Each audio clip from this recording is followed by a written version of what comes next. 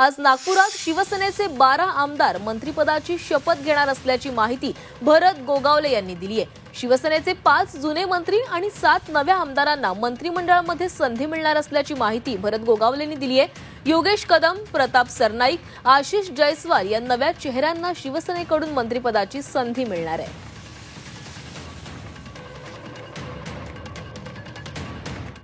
योगेश कदम आहे, आम्हाला आवत उदय सामंत आहे, दादा भुसे आहे, गुलाबराव पाटील आहे, शंभूराजे आहे, प्रताप सरनाईक आहे, आशिष जयस्वाल असे लोक आहेत। यासोबतच नवीन मंत्रिपदात नवीन लोकांनाही संधी दिली आहे ना। आम्ही 5 जुने आणि 7 नवीन।